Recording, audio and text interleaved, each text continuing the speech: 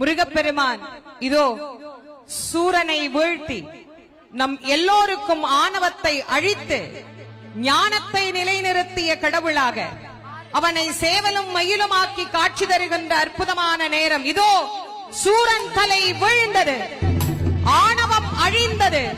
நம் அனைவருக்கும் முருகப்பெருமான் இந்த கந்த சஷ்டியினுடைய நாயகனாக காட்சி தருகின்றார். வெற்றிவேல் முருகனுக்கு.